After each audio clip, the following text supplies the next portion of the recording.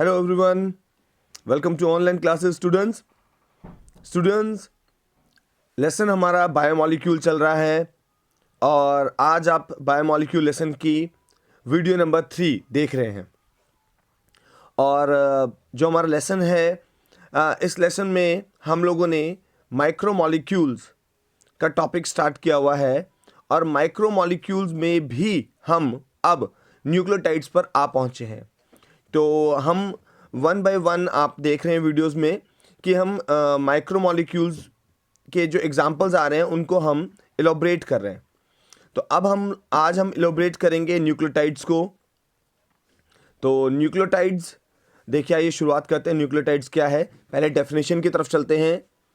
देखिए, nucleotides are building blocks of nucleic acid, DNA and RNA.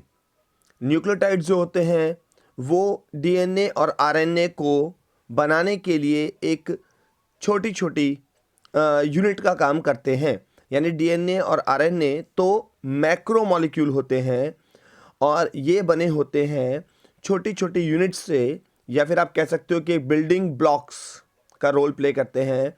और DNA और RNA बनते एक्चुअली में किससे? न्यूक्लियोटाइड से। इसीलिए न्यूक्लियोटाइड जो है वो माइक्रोमॉलिक्यूल है और डीएनए और आरएनए मैक्रोमॉलिक्यूल है। इसलिए जब हम मैक्रोमॉलिक्यूल कैटेगरी को पढ़ रहे होंगे तो हम डीएनए और आरएनए को पढ़ेंगे।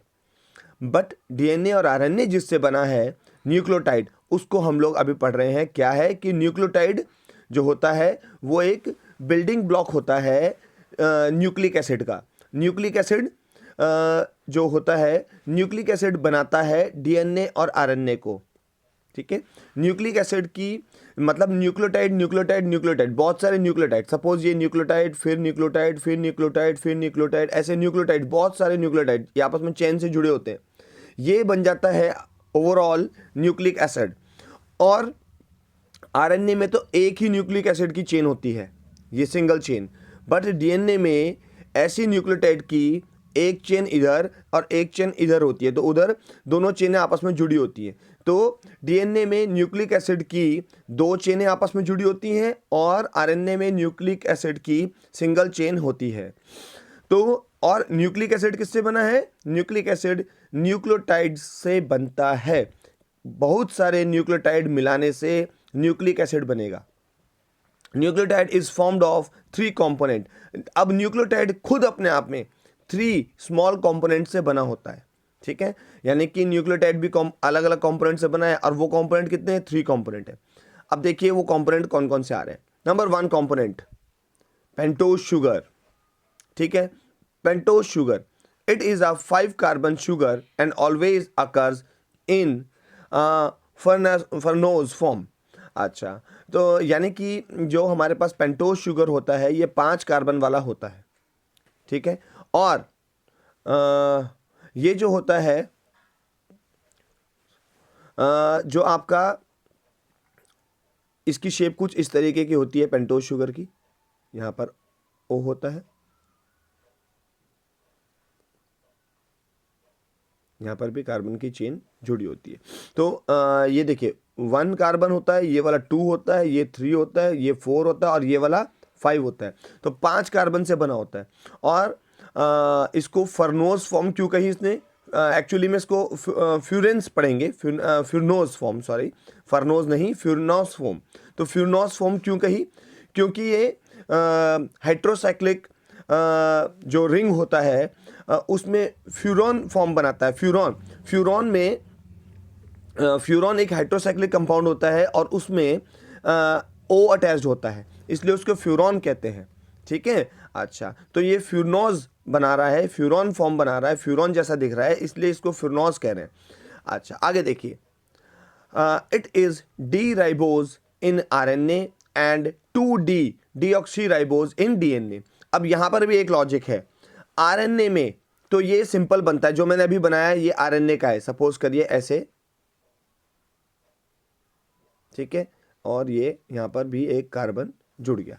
अच्छा, तो ये आपका डीएनए और आरएनए में दोनों में पेंटोज शुगर ही रहेगा।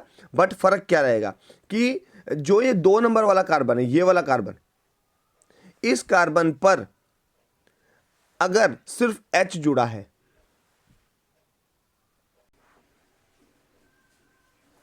तो स्टूडेंट्स हम बात कर रहे थे कि पहला जो कंपोनेंट है आपका पेंटोज शुगर का, आपका न्यूक्लियोटाइड का, वो है पेंटोज शुगर। तो मैं आपको डिफरेंस बता रहा था कि दोनों में डिफरेंसेस क्या हैं। ठीक है, डिफरेंसेस क्या है देखिए। अगर मैं बात करूं डीएनए के पेंटोज शुगर की, तो डीएनए का पेंटोज शुगर में यहाँ पर O है और यहाँ पर 5वां नंबर कार्बन भी ऐड हो रखा है। और ये जो कार्बन है नंबर 2 कार्बन, यहाँ पर OH होता है। ठीक है, आरएनए के केस में। बट डीएनए के केस में यहाँ पर ये O मिसिंग होता है। डीएनए के केस में 2 नंबर पोजीशन पर O ऑक्सीजन मिसिंग होता है। समझ में आया आपको? अच्छा, यानी कि पेंटोज शुगर दोनों में ही होगा, आरएनए में भी होगा और डीएनए में भी होगा। मगर डीएनए और आरएनए के पेंटोज शुगर में डिफरेंस क्या आएगा कि जो 2 नंबर कार्बन की पोजीशन पर O मिसिंग होगा इन डीएनए, जबकि आरएनए में O अटैच्ड होगा। ठीक है, अच्छा, इसीलिए दोनों के पेंटोज शुगर को अलग अलग नाम दिया जा रहा है। आप पेंटोज शुगर के नाम अलग अलग देख सकते हैं। डीएनए के पेंटोज शुगर का नाम 2D डीऑक्सी राइबोज है, जबकि आरएनए का डी राइबोज है। ठीक है, 2 डीऑक्सी यानी कि 2 नंबर पे ऑक्सी एब्सेंट है, ऑक्सीजन एब्सेंट है। ठीक है, इसीलिए 2 डीऑक्सी राइबोज हो इसका नाम है। तो पेंटोज शुगर का डिफरेंसेस आपके समझ में आ गया? अच्छा, पेंटोज शुगर क्यों बोल रहे हैं? क्योंकि 5 कार्बन से बना हुआ है। ठीक है, अच्छा, उसके बाद अब चलते हैं सेकंड कंपोनेंट की तरफ। सेकंड कंपोनेंट क्या होता है? वो होता है नाइट्रोजन बेस। ठीक है, नाइट्रोजन बेसिस 2 तरीके के होते हैं। एक होते हैं प्यूरिन्स और एक होते हैं पिरिमिडीन्स। और जो नाइट्रोजन बेसिस होते हैं ये हाइड्रोसाइक्लिक कंपाउंड होते हैं। हाइड्रोसाइक्लिक कंपाउंड ऑर्गेनिक केमिस्ट्री में उन कंपाउंड्स को कहते हैं जो कि रिंग के बने हुए होते हैं, मगर उन रिंग्स में एक जगह पर या तो ऑक्सीजन या नाइट्रोजन, ठीक है, जुड़ता है या सल्फर जुड़ता है। या तो ऑक्सीजन हो या नाइट्रोजन हो या सल्फर जुड़ा हो। ठीक है, अब अगर ऑक्सीजन जुड़ता है, नाइट्रोजन पेंटोज शुगर के अंदर ऑक्सीजन जुड़ जाता है रिंग में, तो उसको फ्यूरॉन कहते हैं। इसीलिए आपने देखा कि हमने पेंटोज शुगर को फ्यूरनोज कह दिया, क्योंकि वो फ्यूरॉन का स्ट्रक्चर बना रहा है। अच्छा, आप नाइट्रोजन बेसिस की मैं आपको बात बता रहा हूँ कि 5 तरीके के नाइट्रोजन बेस होते हैं, जिसमें से 2 टाइप के पिरिमिडीन होंगे और 2 टाइप के प्यूरिन्स होंगे। ठीक है, अच्छा, उसमें आप यहाँ पर देखिए, out of these nitrogen bases DNA contain, अब इनमें भी, इन 5 में भी नाइट्रोजन के पास और डीएनए के पास सिर्फ 4 होंगे, यानी कि 5 में से एक मिसिंग है। देखिए कौन कौन से। DNA contains A, G, C, T. A means adenine, G means guanine, C means cytosine, D means thymine. तो ये 5 में से 4 मिलेंगे, जबकि यूरासिल DNA में एब्सेंट होता है। अब अगर मैं बात करूं RNA की, तो RNA में A, G, C, U, उसमें थायमिन एब्सेंट होता है, यानी RNA में T एब्सेंट है, थायमिन एब्सेंट है, बाकी एडेनाइन, ग्वानिन, साइटोसिन और यूरासिल होता है। ठीक है, अच्छा, अब आप थोड़ा स्ट्रक्चर्स को नीचे देख लीजिए। मैं अगला कंपोनेंट की बात बाद में बताऊंगा, पहले स्ट्रक्चर बता देता हूं। ठीक है, तो स्ट्रक्चर देखिए आगे मैं स्ट्रक्चर की तरफ चल रहा हूं। स्ट्रक्चर एक्चुअली नीचे बने हुए दे रखे हैं, तो आप स्ट्रक्चर देख लीजिए हाथों हाथी। ये देखिए, ये नाइट्रोजन बेसिस के स्ट्रक्चर्स दिए हुए हैं। ठीक है, आप साइटोसिन, थायमिन, यूरासिल का स्ट्रक्चर देख सकते हैं, जो कि पिरामिडीन कैटेगरी में आते हैं। यानी कि नाइट्रोजन बेसिस को मैंने क्या बताया, 2 कैटेगरी में डिवाइड किया गया, पिरामिडीन और प्यूरिन। पिरामिडीन वो हाइड्रोसाइक्लिक रिंग होते हैं जो कि सिंगल रिंग होते हैं। प्यूरिन फ्यूज्ड हाइड्रोसाइक्लिक रिंग होते हैं। आप देख सकते हो इसमें फ्यूज हाइड्रोसाइक्लिक रिंग है, यानी कि 2 रिंग एक साथ अटैच्ड है, एक ये 2 रिंग अटैच्ड हो रखे हैं, 1 2। ठीक है। अच्छा, ये होते हैं प्यूरिन, और पिरामिडिन में आप देख सकते हो सिंगल रिंग है, 1 2 3, तीनों सिंगल रिंग है। बट पिरामिडिन 3 होते हैं और प्यूरिन 2 होते हैं। 3 पिरामिडिन्स, साइटोसिन, थायमिन, यूरासिल, और 2 प्यूरिन्स, एडेनाइन, ग्वानिन। ठीक है, स्ट्रक्चर्स को आसान देख लीजिए कि क्या स्ट्रक्चर्स हैं, और स्ट्रक्चर्स भी कई बार एग्जाम में पूछे जा सकते हैं। ठीक है, स्ट्रक्चर्स आने चाहिए। Adenine, guanine, cytosine, thymine, uracil, पता होना चाहिए कि डीएनए में इनमें से कौन सा एब्सेंट होता है। तो क्या जवाब देंगे? डीएनए में यूरासिल एब्सेंट है। आरएनए में इनमें से कौन सा एब्सेंट होता है? तो आरएनए में थायमिन एब्सेंट होता है। ठीक है, ये डिफरेंसेस में भी पूछा जाता है कई बार। ठीक है, हमें पता होना चाहिए। तो अगला कंपोनेंट आ रहा है, अगला कंपोनेंट है phosphate group. It is derived from phosphoric acid and is present in both DNA and RNA. ये फॉस्फोरिक एसिड से बना हुआ होता है और ये डीएनए और आरएनए दोनों में ही प्रेजेंट होता है। ठीक है। अच्छा, फॉर्मेशन ऑफ न्यूक्लियोटाइड। अब यहाँ पर हम न्यूक्लियोटाइड के स्ट्रक्चर की बात करेंगे। 3 कंपोनेंट है। अब इन 3 कंपोनेंट से हमारा न्यूक्लियोटाइड कैसे बनेगा, तो आइए देखिए, मैं आपके सामने पहले एक रफ स्ट्रक्चर बना देता हूँ न्यूक्लियोटाइड का। न्यूक्लियोटाइड का स्ट्रक्चर कुछ इस तरीके का होता है। पेंटोज शुगर, ठीक है, और यहाँ इस नंबर कार्बन के साथ, और ये जो 5वां नंबर कार्बन है इसके साथ तो जुड़ा हुआ है कौन? Nitrogen group. यहाँ पे नाइट्रोजन ग्रुप जुड़ा होगा। और यहाँ पर कौन सा ग्रुप जुड़ा होगा? यहाँ पे जुड़ा होगा फॉस्फेट ग्रुप।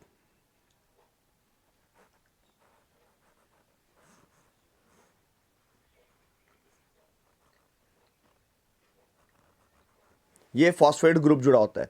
ठीक है, ये मैंने आपके सामने एक रफ स्ट्रक्चर बना दिया। आप अपनी स्क्रीन पर एक वेल प्रिपेयर्ड डायग्राम को भी देख लीजिए। इसके न्यूक्लियोटाइड के स्ट्रक्चर को देखिए। आप न्यूक्लियोटाइड का स्ट्रक्चर आप अपनी स्क्रीन पर देख रहे हैं और आपको दिख रहा है कि एक तरफ क्या है, एक तरफ ऐड हो रखा है पहले नंबर कार्बन पर आपका नाइट्रोजन बेस, और फिफ्थ नंबर कार्बन पर फॉस्फेट ग्रुप ऐड हो रखा है। ठीक है, तो ये मैंने आपके सामने स्ट्रक्चर भी आपको दिखा दिया। चलिए आगे चलते हैं। अब यहाँ पर बोल रहा है कि जो नाइट्रोजन बेस होता है वो शुगर के साथ कैसे जुड़ेगा। वो शुगर के साथ पहले कार्बन पर ऐड होता है, और पहले कार्बन से जब वो ऐड करेगा तो पेंटोज शुगर से जब वो ऐड कर रहा है तो वो कौन सा बॉन्ड बनाएगा? वो बनाएगा ग्लाइकोसाइडिक बॉन्ड। तो सवाल आएगा कि नाइट्रोजन बेस पेंटोज शुगर के साथ कौन से बॉन्ड से जुड़ा होता है? तो आप क्या जवाब देंगे? ग्लाइकोसाइडिक बॉन्ड से जुड़ा हुआ होता है।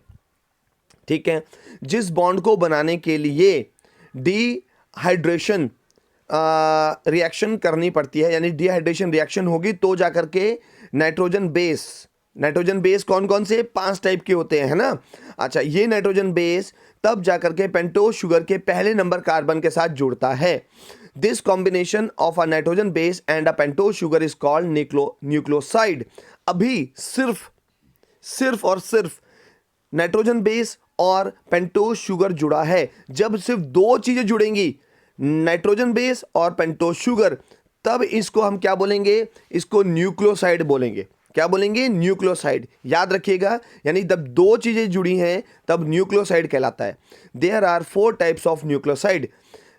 अब जैसे आपको पता है, मैंने आपको बताया कि सिर्फ 4 ही नाइट्रोजन बेसिस बॉन्ड बनाएंगे, तो न्यूक्लियोसाइड भी 4 ही बनेंगे, क्योंकि जब 4 ही नाइट्रोजन जो बेसिस हैं वो बॉन्ड बना रहे हैं पेंटोज शुगर के साथ। ठीक है, तो 4 ही प्रकार के न्यूक्लियोसाइड बनने चाहिए। ठीक है। अच्छा, देखिए यहाँ पर 4 टाइप के न्यूक्लियोसाइड कौन से हैं। डीएनए के 4 न्यूक्लियोसाइड अलग होंगे और आरएनए के अलग होंगे। सिर्फ एक न्यूक्लियोसाइड का फर्क होता है, आपको पता है ना, मैंने आपको बता दिया, क्योंकि एक नाइट्रोजन बेस का फर्क है, इसलिए एक न्यूक्लियोसाइड का भी फर्क होगा। देखिए, there are 4 types of nucleosides in both DNA and RNA respectively called deoxyribosides.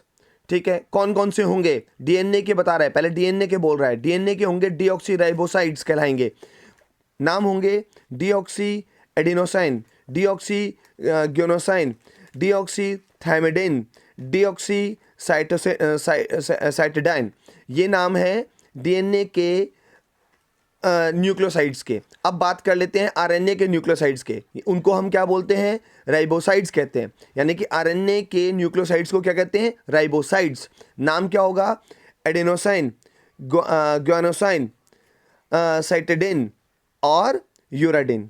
ठीक है, ये 4 नाम होंगे। आगे चलिए, अब आ जाता है न्यूक्लियोटाइड की बात कर लेते हैं। अब न्यूक्लियोसाइड में अगर फॉस्फेट ग्रुप ऐड हो जाए तो न्यूक्लियोटाइड बन जाता है।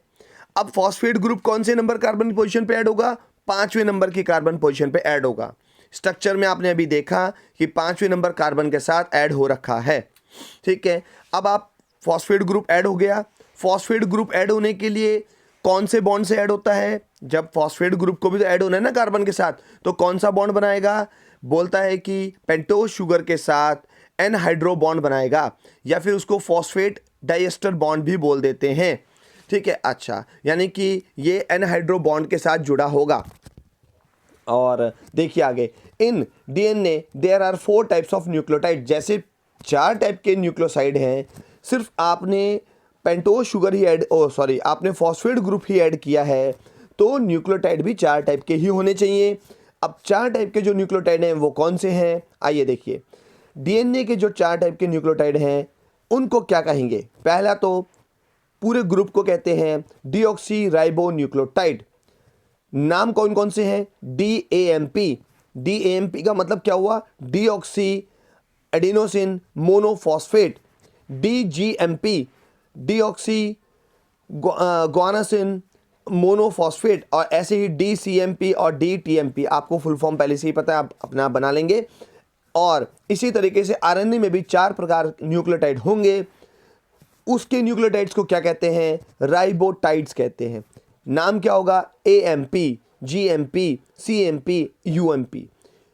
क्या मतलब हुआ? Adenosine monophosphate, guanine monophosphate. ठीक है, इसी तरीके से आगे के नाम बना लेंगे। ठीक है, चलिए आगे चलते हैं। तो ये थे न्यूक्लियोटाइड और न्यूक्लियोसाइड। और न्यूक्लियोटाइड्स में अब यहाँ पर देखिए कुछ नहीं बता रखा है, सिर्फ प्यूरिन और पिरिमिडीन्स के डिफरेंसेस बताए हुए हैं। इसके अलावा नाइट्रोजन बेसिस 5 प्रकार के होते हैं, 2 प्यूरिन और 3 पिरिमिडीन। ये मैं आपको अभी बता चुका हूँ। ठीक है, अच्छा, प्यूरिन क्योंकि 2 रिंग वाले होते हैं इसलिए उनको डाइसाइक्लिक लिखा हुआ है, और उनमें 9 टोटल मेंबर होते हैं। और जो पिरिमिडीन होते हैं वो मोनोसाइक्लिक यानी सिंगल रिंग वाले होते हैं, उनमें टोटल 6 मेंबर होते हैं। प्यूरिन्स के एग्जांपल हैं एडेनाइन, ग्वानिन। एब्रिवेटेड फॉर्म लिखेंगे, लेटर्स डिनोट करेंगे ए और जी से। और पिरिमिडीन को में एग्जांपल आएंगे साइटोसिन, थायमिन, यूरासिल, और एब्रिवेटेड लेटर्स होंगे CTU। इसके बाद अब यहाँ पर नीचे प्यूरिन और पिरिमिडीन के डिफरेंसेस भी दिए हुए हैं, उनको भी देखते चलते हैं। देखिए, पहले purines, total number of members. Purines में total number of member 9, pyrimidine में total number of member 6। Rings, purine में डबल रिंग जबकि पिरिमिडीन में सिंगल रिंग। उसके बाद नाइट्रोजन एटम्स। नाइट्रोजन एटम्स कौन कौन से हैं? देखिए, प्यूरिन बियर्स 4 नाइट्रोजन एटम्स 1, 3, 7, 9, जबकि पिरिमिडीन बियर्स 2 नाइट्रोजन एटम्स 1 और 3 पोजीशन पर। ठीक है, अच्छा, उसके बाद प्यूरिन के एग्जाम्पल एडेनाइन और ग्वानिन, पिरिमिडीन के example cytosine, thymine and uracil. Structures भी आप देख सकते हैं, वो मैं आपको ऑलरेडी दिखा चुका था। ठीक है, आप स्ट्रक्चर्स को दोबारा से देख सकते हैं। ठीक है, ये देखिए नाइट्रोजन ग्रुप्स कहाँ कहाँ जुड़े हुए हैं ये भी देखते चलिए। ये देखिए, ये देखिए नाइट्रोजन, ये देखिए नाइट्रोजन ग्रुप जुड़े हुए हैं। ठीक है, अच्छा, उसके बाद यहाँ पर, ठीक है, ये आपका नाइट्रोजन और नाइट्रोजन ग्रुप जुड़े हुए हैं। ठीक है, अच्छा, तो ये जो है आपके सामने स्ट्रक्चर थे किसके? प्यूरिन और आपका पिरिमिडीन्स के। इसके अलावा यहाँ पे न्यूक्लियोसाइड का भी एक स्ट्रक्चर दिखाया हुआ है। न्यूक्लियोसाइड के स्ट्रक्चर में कोई बड़ी बात नहीं है, पेंटोज शुगर और प्लस नाइट्रोजन बेस को ऐड कर दीजिए तो न्यूक्लियोसाइड बन जाता है। ठीक है, अच्छा, और न्यूक्लियोटाइड कब बनेगा? जब आप यहाँ पर इस 5वें नंबर कार्बन पर फॉस्फेट ग्रुप भी ऐड करेंगे। यहाँ पर हम फॉस्फेट ग्रुप ऐड कर दें तो यही ओवरऑल स्ट्रक्चर न्यूक्लियोटाइड कहलाएगा। इसको रिमूव कर दीजिए तो यही स्ट्रक्चर सिर्फ न्यूक्लियोसाइड कहलाएगा। Got it? डिफरेंसेस पढ़ते चलें, न्यूक्लियोसाइड और न्यूक्लियोटाइड के डिफरेंसेस देखते चलें। Nucleoside, it is formed by union of a nitrogenous base with pentose sugar. Nucleoside में सिर्फ दो ही चीज़ें बनती हैं, नाइट्रोजन बेस और पेंटोज शुगर, जबकि न्यूक्लियोटाइड में तीन चीज़ें मिलके बनाता है, वो नाइट्रोजन बेस, पेंटोज शुगर और फॉस्फेट ग्रुप। नेचर, हाँ ये नेचर वाली बात जरूर इंपॉर्टेंट है। न्यूक्लियोसाइड बेसिक इन नेचर होता है, जबकि न्यूक्लियोटाइड एसिडिक इन नेचर होता है। अब आप कहेंगे कि क्यों होता है ऐसा, तो इसको जानते हैं। देखिए एक बार न्यूक्लियोसाइड के स्ट्रक्चर को देखिए।